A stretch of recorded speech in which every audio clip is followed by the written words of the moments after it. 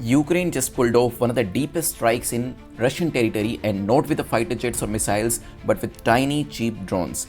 What are these FPV drones and how did they hit targets nearly 4,000 km inside Russian territory?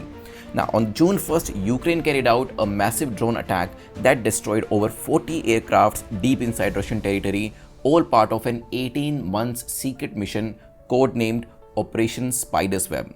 According to reports, 117 drones were used, but the real game changer was many of them were FPV drones, first person view drones. These weren't launched from Ukraine, they were smuggled into Russia, hidden inside mobile wooden huts, and launched from within. Now, an FPV drone is just like a flying camera, except the pilot sees what the drone sees in real time.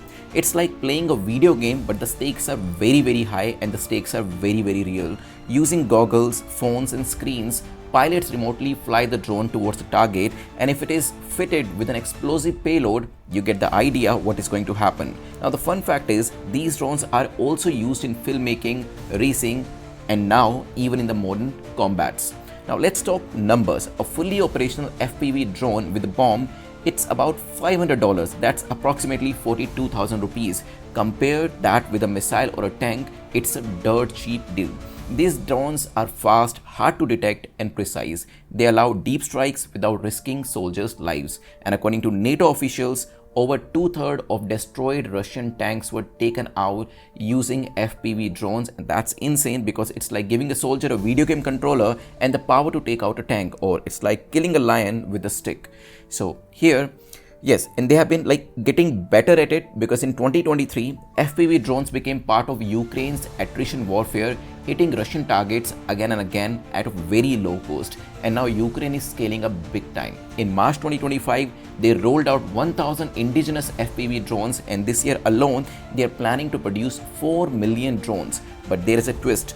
Many of the key components like chips and the batteries still come from, you guessed it right, from China, which occasionally threatens to stop exports.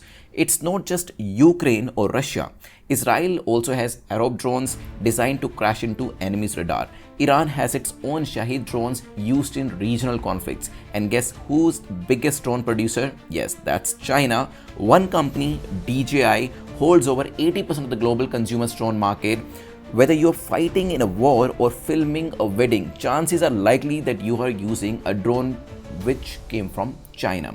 The battlefield is changing. Wars aren't just fought by armies anymore, they are fought by pilots with the goggles controlling tiny buzzing machines from thousands of kilometers away. And the FPV drone, they are like AK-47 of the drone warfare. They are cheap, they are deadly, and they are everywhere.